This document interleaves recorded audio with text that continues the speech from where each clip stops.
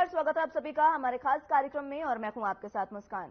तो बुलेटिन का आगाज उस वक्त की बड़ी और अहम खबर के साथ कर लेते हैं। आपके टीवी स्क्रीन पर यह अहम जानकारी। आईपीएस अभिनव कुमार को बड़ी जिम्मेदारी मिली है। कार्यवाहक डीजीपी की कमान उनको सौंपी गई है। तेज तर्रार अफसर में शुमार है अभिनव कुमार। अभिनव कुमार पर धामी सरकार ने भरोसा जताया है। 1996 बैच के अफसर हैं आईपीएस अभिनव कुमार। आपको बता दें कि सीएम के विशेष प्रमुख सचिव भी अभिनव कुमार रह चुके हैं। तो यह अहम जानकारी आपको बता रहे हैं, जहां पर आईपीएस अभिनव कुमार को बड़ी जिम्मेदारी मिली है। तेज तर्रार अफसर के रूप में पहचान बना चुके हैं अभिनव कुमार। धामी सरकार ने एक बार फिर से इन पर भरोसा जताया है। 1996 बैच के अफसर हैं, सीएम के विशेष प्रमुख भी रह चुके हैं। और इसी के साथ आपको बता दें कि अब कार्यवाहक डीजीपी की जिम्मेदारी उनको मिली है। कार्यवाहक डीजीपी की कमान सौंपी गई है धामी सरकार के द्वारा। धामी सरकार ने एक बार फिर से अभिनव कुमार पर भरोसा जताया है। यह अहम जानकारी आपको बता रहे हैं, जहां पर आईपीएस अभिनव कुमार को कार्यवाहक डीजीपी की कमान सौंपी गई है। अभिनव कुमार पर धामी सरकार ने भरोसा एक बार फिर से जताया है। 1996 बैच के अफसर हैं आईपीएस अभिनव कुमार। इसके साथ आपको बता दें कि आईपीएस अभिनव कुमार इससे पहले अपनी जो छवि है वो काफी बेहतरीन बना चुके हैं और इसी के लिए उनको एक बार फिर से ये अहम जिम्मेदारी दी गई है, जहां पर उनको कार्यवाहक डीजीपी बनाया गया है। बड़ी जिम्मेदारी मिली है उनको। और इस दौरान आपको बता दें कि कार्यवाहक डीजीपी को अभिनव कुमार क्योंकि उनको बनाया गया है और इसी के साथ सीएम ने उन पर भरोसा जताया है।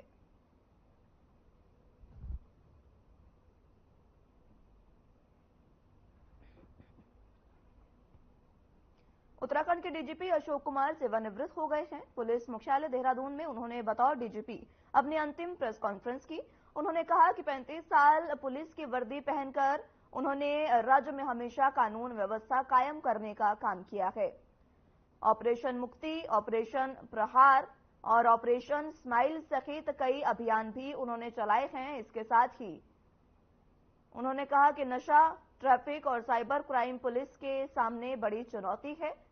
उन्होंने अपने कार्यकाल में राज्य के लिए यातायात प्रबंधन, नशा और साइबर क्राइम जैसी बड़ी चुनौती से निपटने में उनकी पुलिस काफी कारगर रही है।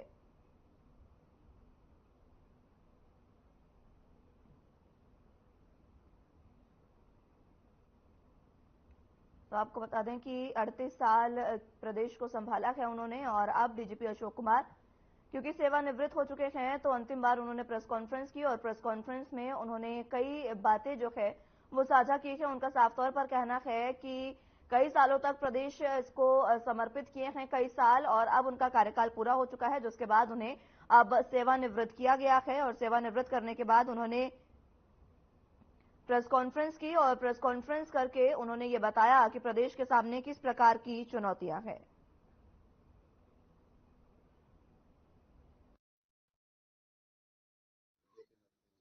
देखो, यहाँ की 3 चुनौतियां तो बड़ी हैं जो हमने भी मानी थी, पर मैं खुद कह रहा हूँ कि उसको कोई मैं कह सकूं, क्लेम कर सकूं कि मैंने 100% सोल्व कर दी। ट्रैफिक, ड्रग्स और साइबर। तो वो अभी भी कंटिन्यूड है। हमने ये जरूर है पूरा सिस्टम बना दिया, पैराफर्नेलिया बना दिया। देश के टॉप साइबर कॉप्स में से एक हमारे हैं यहाँ पे, आप जानते हैं, क्योंकि हमने इन लोगों को आगे बढ़ाया, पूरी टीम बनाई है। पर वो अभी भी चुनौती खड़ी है, तो आने वाले के लिए चुनौतियां बनी रहेंगी। पुलिस तो चुनौती से हटके हो ही नहीं सकती। हरिद्वार में 41 मजदूरों को सकुशल बाहर निकालने पर संत समाज ने केंद्र और राज्य सरकार का आभार जताया। अखिल भारतीय अखाड़ा परिषद के अध्यक्ष महंत रविंद्रपुरी महाराज का कहना है कि 17 दिनों की कड़ी मेहनत के बाद 17 मजदूर भाइयों को सकुशल बाहर निकाला गया। इसके लिए मैं देश के प्रधानमंत्री नरेंद्र मोदी और उत्तराखंड के मुख्यमंत्री पुष्कर सिंह धामी को बधाई देना चाहता हूं।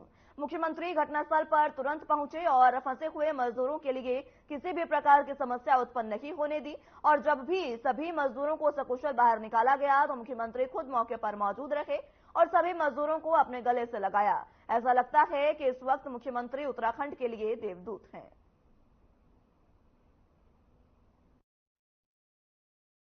भगवान की कृपा से ये सब काम हुआ। और दूसरी बात, हमारे सरकार ने, केंद्र सरकार ने, उत्तराखंड सरकार ने, प्रधानमंत्री जी ने, यशस्वी प्रधानमंत्री नरेंद्र मोदी जी ने बिल्कुल संपर्क मुख्यमंत्री जी से वहाँ बना के रखा।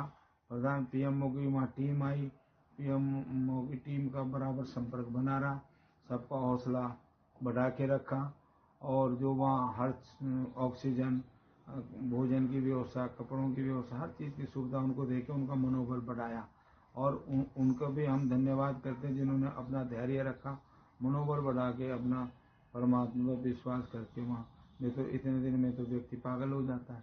तो पूरे देशवासियों ने उनके लिए प्रार्थना की भगवान से, सभी संतों ने की, एजेंसियों ने जो कार्य किया, जो अधिकारियों ने, कर्मचारियों ने, जो दिन रात में इतनी घोर ठंड में जब बर्फ भी वहाँ पड़ी, इतनी उसमें जो वहाँ कार्य किया वो सब तारीफ के काबिल है। 17 दिनों के प्रयास के बाद हमारे जो 41 मजदूर भाई थे सभी को सुरंग से सुरक्षित निकाला गया। इसके लिए मैं माननीय मुख्यमंत्री जी को बहुत बहुत बधाई देना चाहता हूं। माननीय मुख्यमंत्री जी 17 दिनों में लगातार सुरंग पे जाते रहे और जितने भी हमारे मजदूर भाई अंदर फंसे हुए थे उनके लिए उन्होंने खाने की व्यवस्था, उनके लिए दवाई की व्यवस्था एवं जो भी संभव हो सका उनके लिए किया।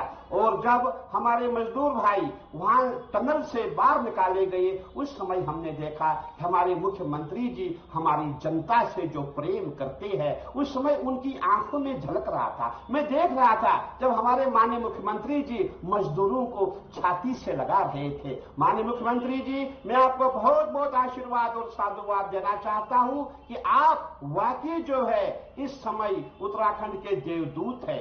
आप इस समय जितने भी परिवार नहीं, जितने उत्तराखंड वासी हैं, आप सबके लिए देवतुल्य है। मैं आपको बहुत बहुत बधाई एवं आशीर्वाद देना चाहता हूं।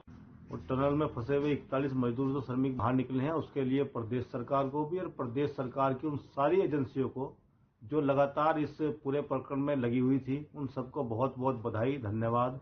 वो 41 मजदूर नहीं थे, वो हमारे भारत के वो नागरिक थे जो इस उत्तराखंड प्रदेश में एक नए आयाम स्थापित कर रहे थे। उनको बचाने के लिए सरकार ने, केंद्र सरकार ने और राज्य सरकार ने बहुत अच्छे प्रयास किए, भरसक प्रयास किए, सारी ताकत झोंक दी। इसके लिए हमारे प्रदेश के यशस्वी मुख्यमंत्री पुष्कर सिंह धामी जी बधाई के पात्र हैं। आदरणीय नरेंद्र मोदी जी, अमित शाह जी के मार्गदर्शन में एक टीम कार्रवाई कर रही थी, उनको बहुत बधाई। संत समाज सरकार का, दोनों सरकारों का, केंद्र और प्रदेश का आभार व्यक्त करता है कि उन्होंने मजदूरों की जान बचाई है। भाई भविष्य में ऐसी घटनाएं ना हो इसके लिए तो जो है सरकार हमसे ज्यादा चिंतित है। ऐसी घटनाएं कोई सरकार नहीं चाहती कि वो हो।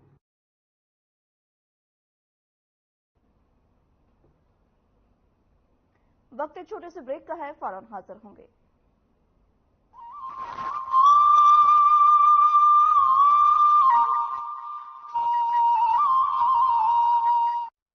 देवभूमि उत्तराखंड गवाह बनने जा रहा है 6th world Congress on disaster management के आयोजन का। हिमालय की गोद में 28 नवंबर से 1 दिसंबर 2023 तक होने वाले इस सम्मेलन में दुनिया भर के शोधकर्ता, वैज्ञानिक और एक्सपर्ट्स जुटेंगे। मंथन होगा कि दुनिया को आपदा से सुरक्षित कैसे रखा जा सकता है। महानायक अमिताभ बच्चन इस सम्मेलन के ब्रांड एम्बेसडर हैं। 6वें आपदा प्रबंधन सम्मेलन की थीम है strengthening climate action and disaster resilience, यानी नवाचार, सहयोग और संचार की मदद से एक मजबूत आपदा प्रबंधन तंत्र खड़ा करना। वैश्विक आपदा प्रबंधन सम्मेलन में जिन मुद्दों पर चर्चा होगी उनमें प्रमुख हैं जलवायु परिवर्तन की स्थिति और समाधान, आपदा प्रतिरोधकता, अर्ली वार्निंग सिस्टम विकसित करना और पुनः निर्माण कार्यों में तेजी कैसे लाई जाए। आज विकसित देशों के मुकाबले विकासशील देशों के लिए आपदा से निपटना बेहद कठिन चुनौती है। ऐसे में मजबूत वित्तीय ढांचा, संवेदनशील जगहों पर आपदा रोधी निर्माण कार्य, परस्पर सहयोग, डेटा शेयरिंग, तकनीकों व बेस्ट प्रैक्टिस का आदान प्रदान कैसे किया जाए, इस पर भी व्यापक चर्चा की जाएगी। जब दुनिया भूकंप, साइक्लोन, सुनामी, बाढ़, बादल फटना, जंगलों की आग जैसी प्राकृतिक आपदाओं से जूझ रही है, ऐसे समय में आपदा से निपटने के प्रभावी समाधानों को खोजना जरूरी हो जाता है।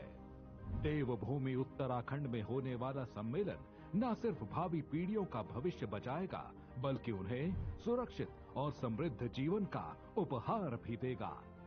साथ सोचेंगे, साथ लड़ेंगे और साथ जीतेंगे।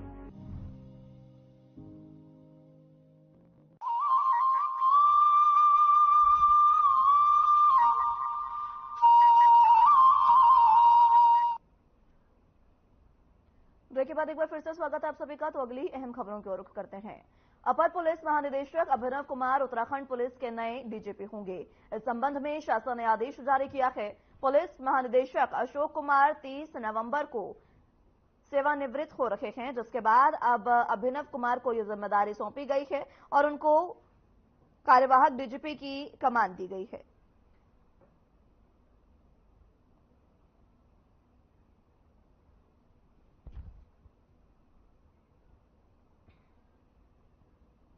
मुख्यमंत्री पुष्कर सिंह धामी की उपस्थिति में सलक्यारा सुरंग में फंसे 41 श्रमिकों के सकुशल बाहर आने की खुशी में मुख्यमंत्री आवास में हर्ष पर्व के रूप में हर्षोल्लास से इगास मनाई गई। इस अवसर पर श्रमिकों के परिजन भी मौजूद रहे। मुख्यमंत्री ने सभी परिजनों का माल्यार्पण करने के साथ ही शॉल ओढ़ाकर उनका स्वागत किया। इस अवसर पर सांस्कृतिक दलों द्वारा मनमोहक प्रस्तुतियां दी गई। सांस्कृतिक कार्यक्रम में राज्य की लोक संस्कृति से श्रमिकों के परिजन भी रूबरू हुए और सांस्कृतिक नृत्य में परिजनों ने भागीदारी कर हर्षोल्लास के साथ दिवाली मनाई और अपने परिजनों के सकुशल टनल से बाहर आने पर खुशी जताई है। उन्होंने इसके लिए मुख्यमंत्री का विशेष रूप से आभार भी जताया।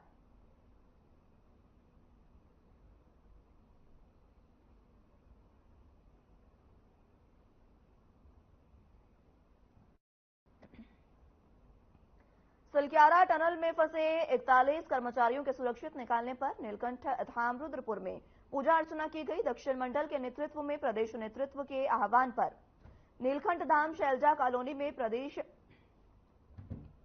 मंत्री विकास शर्मा के नेतृत्व में हनुमान चालीसा पढ़ी गई। प्रदेश मंत्री विकास शर्मा ने कहा कि जिस प्रकार विज्ञान और आस्था का मिलन हुआ है, उसी का परिणाम है कि 41 मजदूर सकुशल बाहर आ गए हैं। उन्होंने बताया कि तालाब में फंसे हुए मजदूरों की जानकारी लगातार प्रधानमंत्री नरेंद्र मोदी लेते रहे और मुख्यमंत्री पुष्कर सिंह धामी लगातार वहां पर रहकर इस अभियान को सफल बनाने में लगे रहे। राज्य सरकार और केंद्र सरकार दोनों ने मिलकर जिस प्रकार से अभियान को सफल बनाया है, वो काबिले तारीफ है। साथ ही इस अभियान में लगे हुए सभी प्रशासनिक अधिकारियों, इंजीनियरिंग मजदूर सबको बधाई दी, जिसमें सभी कार्यकर्ता उपस्थित रहे।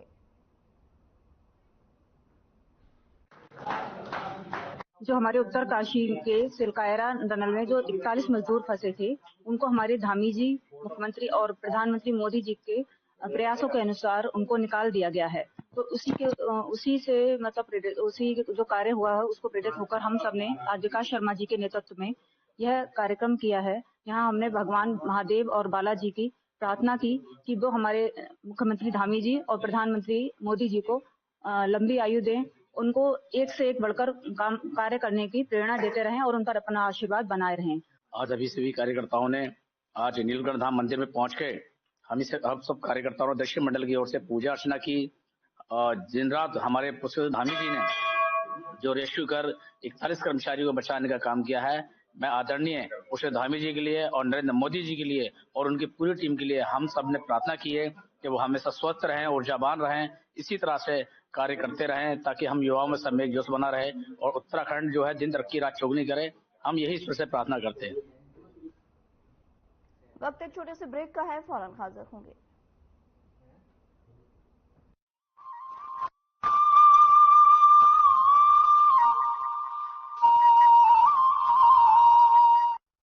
देवभूमि उत्तराखंड गवाह बनने जा रहा है 6th world Congress on disaster management के आयोजन का। हिमालय की गोद में 28 नवंबर से 1 दिसंबर 2023 तक होने वाले इस सम्मेलन में दुनिया भर के शोधकर्ता, वैज्ञानिक और एक्सपर्ट्स जुटेंगे। मंथन होगा कि दुनिया को आपदा से सुरक्षित कैसे रखा जा सकता है। महानायक अमिताभ बच्चन इस सम्मेलन के ब्रांड एम्बेसडर हैं। 6वें आपदा प्रबंधन सम्मेलन की थीम है strengthening climate action and disaster resilience, यानी नवाचार, सहयोग और संचार की मदद से एक मजबूत आपदा प्रबंधन तंत्र खड़ा करना। वैश्विक आपदा प्रबंधन सम्मेलन में जिन मुद्दों पर चर्चा होगी उनमें प्रमुख हैं जलवायु परिवर्तन की स्थिति और समाधान, आपदा प्रतिरोधकता, अर्ली वार्निंग सिस्टम विकसित करना और पुनः निर्माण कार्यों में तेजी कैसे लाई जाए। आज विकसित देशों के मुकाबले विकासशील देशों के लिए आपदा से निपटना बेहद कठिन चुनौती है। ऐसे में मजबूत वित्तीय ढांचा, संवेदनशील जगहों पर आपदा रोधी निर्माण कार्य, परस्पर सहयोग, डेटा शेयरिंग, तकनीकों व बेस्ट प्रैक्टिस का आदान प्रदान कैसे किया जाए, इस पर भी व्यापक चर्चा की जाएगी। जब दुनिया भूकंप, साइक्लोन, सुनामी, बाढ़, बादल फटना, जंगलों की आग जैसी प्राकृतिक आपदाओं से जूझ रही है, ऐसे समय में आपदा से निपटने के प्रभावी समाधानों को खोजना जरूरी हो जाता है। देवभूमि उत्तराखंड में होने वाला सम्मेलन न सिर्फ भावी पीढ़ियों का भविष्य बचाएगा, बल्कि उन्हें सुरक्षित और समृद्ध जीवन का उपहार भी देगा। साथ सोचेंगे, साथ लड़ेंगे और साथ जीतेंगे।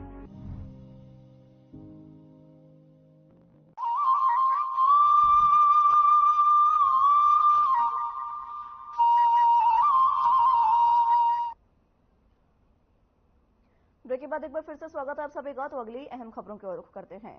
उत्तराखंड बीजेपी के प्रदेश अध्यक्ष महेंद्र भट्ट ने सलक्यारा टनल हादसे में प्रदेश में अन्य निर्माण कार्यों में सबक लेने की बात कही है। उन्होंने कहा कि पीएम मोदी पल पल की अपडेट लेते रहे। मुख्यमंत्री पुष्कर सिंह धामी भी मौके पर पहुंचकर लोगों का हौसला बढ़ाते रहे। सकुशल सभी श्रमिक बाहर निकाल दिए गए हैं और प्रदेश में कई अन्य निर्माण कार्य हो रहे हैं, जैसे ऋषिकेश में भी निर्माण कार्य चल रहा है। उत्तरकाशी की इस घटना से अब आगामी निर्माण में सबको सबक जरूर लेना चाहिए। बाहर निकले और ये इस बात का संकेत है कि हमारी सरकार ने, माननीय मुख्यमंत्री जी ने हर प्रकार की सुविधा वहां तक पहुंचे, उन मजदूरों तक पहुंचे, इसका प्रयास हुआ है। और कल प्रधानमंत्री जी ने जिस प्रकार से प्रत्येक व्यक्ति से बात की है और जब वो श्रमिक अपना पक्ष रख रहे थे, अपना विषय रख रहे थे, तो उन्होंने दिल खोलकर मुख्यमंत्री की सराहना की है। और ये सत्य है कि जितनी भी एजेंसियां वहां काम कर रही थी, उन्होंने अंदर फंसे मजदूरों को जहां उनको नैतिक बल दिया। इसके साथ साथ उनके द्वारा जो इतनी विपरीत परिस्थितियों में जो काम किए गए, आज अवसर है, हम उनका भी आभार व्यक्त कर रहे हैं। और हमारी दीपावली तो आज ही है भैया। उत्तराखंड के लोग दिवाली जरूर मना रहे थे, लेकिन दिल के अंदर उत्तरकाशी का हादसा था। और आज मैं मुख्यमंत्री का आभार व्यक्त करता हूँ कि मुख्यमंत्री आज इगास का पर्व एक प्रकार से मैं कह सकता हूँ कि जिसको किसी कालखंड में अगर उत्तराखंड को 12 दिन बाद पता लगा हो, 11 दिन बाद पता लगा हो कि भगवान राम अयोध्या आ गए हों, तो आज हमारे राज्य के अंदर इन सब विषयों का पक्ष होता है। और हम हर इस प्रकार के आयोजन में जहाँ सुखद पहलू होता है, उसको किसी न किसी आयोजन के रूप में लेते हैं।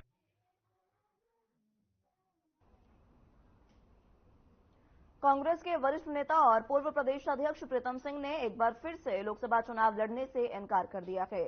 उन्होंने कहा कि पार्टी जिसे भी चुनावी मैदान में उतारेगी, उसके लिए हम समर्पित रहकर काम करेंगे। साथ ही उन्होंने निशाना साधते हुए कहा कि जिस तरह से प्रदेश संगठन को चाक चौबंद करके मजबूत किया जा रहा है, उसके अनुरूप कहा जा सकता है कि संगठन के मन में कोई ऐसा चेहरा होगा जिसे चुनावी मैदान में उतारा जाएगा।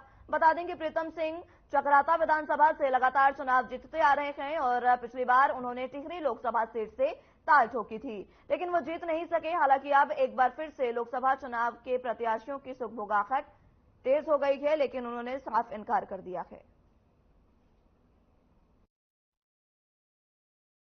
पहले भी कह चुका हूं, आज फिर दोहरा रहा हूं, मैं लोकसभा चुनाव नहीं लड़ रहा हूं और कांग्रेस पूरी मजबूती के साथ लड़ेगी। और जिस तरीके से संगठन को चाक चौबंद जो है प्रदेश संगठन द्वारा किया जा रहा है, उनके जहन में होगा निश्चित रूप से कि किस प्रत्याशी को चुनाव मैदान में उतारना है। और जिस प्रत्याशी को चुनाव मैदान में उतारना है, उसी के अनुरूप जो है उस संगठन को मजबूत करने का काम कर रहे हैं। नहीं, आप क्यों मना कर रहे हैं? आप भी तो तैयारी कर सकते हैं, क्योंकि आपका तो क्षेत्र है और आपको काफी जानकारी है अपने क्षेत्र की। कहीं ये तो नहीं है कि प्रभारी की और अध्यक्ष की नाराजगी जो थी आपके मन में, उसके कारण? मेरे अध्यक्ष की, आपने कभी मेरे मुंह से अध्यक्ष के विरोध में कभी कोई बयान सुना? वक्त एक छोटे से ब्रेक का है, फौरन हाजिर होंगे।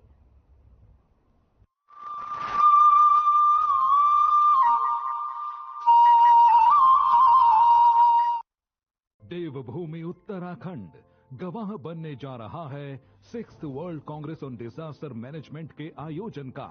हिमालय की गोद में 28 नवंबर से 1 दिसंबर 2023 तक होने वाले इस सम्मेलन में दुनिया भर के शोधकर्ता, वैज्ञानिक और एक्सपर्ट्स जुटेंगे। मंथन होगा कि दुनिया को आपदा से सुरक्षित कैसे रखा जा सकता है। महानायक अमिताभ बच्चन इस सम्मेलन के ब्रांड एम्बेसडर हैं। 6वें आपदा प्रबंधन सम्मेलन की थीम है strengthening climate action and disaster resilience, यानी नवाचार, सहयोग और संचार की मदद से एक मजबूत आपदा प्रबंधन तंत्र खड़ा करना। वैश्विक आपदा प्रबंधन सम्मेलन में जिन मुद्दों पर चर्चा होगी उनमें प्रमुख हैं जलवायु परिवर्तन की स्थिति और समाधान, आपदा प्रतिरोधकता, अर्ली वार्निंग सिस्टम विकसित करना और पुनः निर्माण कार्यों में तेजी कैसे लाई जाए। आज विकसित देशों के मुकाबले विकासशील देशों के लिए आपदा से निपटना बेहद कठिन चुनौती है। ऐसे में मजबूत वित्तीय ढांचा, संवेदनशील जगहों पर आपदा रोधी निर्माण कार्य, परस्पर सहयोग, डेटा शेयरिंग, तकनीकों व बेस्ट प्रैक्टिस का आदान प्रदान कैसे किया जाए, इस पर भी व्यापक चर्चा की जाएगी। जब दुनिया भूकंप, साइक्लोन, सुनामी, बाढ़, बादल फटना, जंगलों की आग जैसी प्राकृतिक आपदाओं से जूझ रही है, ऐसे समय में आपदा से निपटने के प्रभावी समाधानों को खोजना जरूरी हो जाता है। देवभूमि उत्तराखंड में होने वाला सम्मेलन न सिर्फ भावी पीढ़ियों का भविष्य बचाएगा, बल्कि उन्हें सुरक्षित और समृद्ध जीवन का उपहार भी देगा। साथ सोचेंगे, साथ लड़ेंगे और साथ जीतेंगे।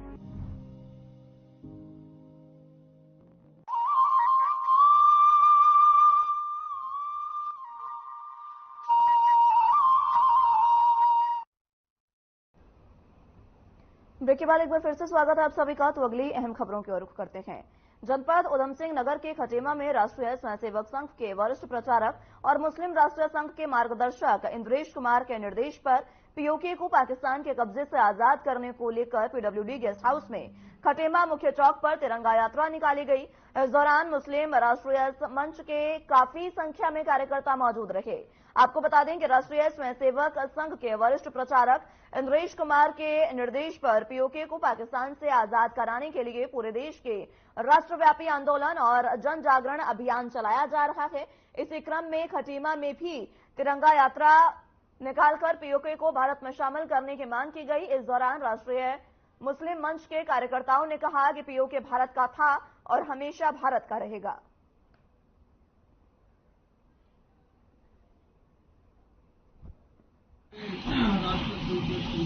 राष्ट्रीय प्रचारक अधिकारी व मुस्लिम राष्ट्र मंच के मार्गदर्शक आदरणीय इंद्रेश कुमार जी के नेतृत्व में पूरे देश में तिरंगा यात्रा निकाली जा रही है। इसका उद्देश्य है जो पाकिस्तान के कब्जे में कश्मीर है, पीओके, उसको आजाद कराने के लिए पूरे देश में हर शहर, हर जिले, हर राज्य में इस यात्रा को निकाला जा रहा है।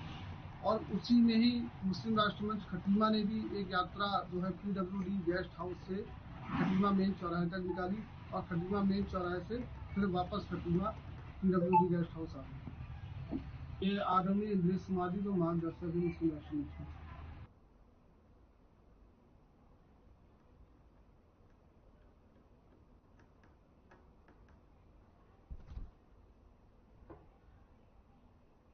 फिलहाल के लिए मेरे साथ उस बुलेटिन में बस इतना ही।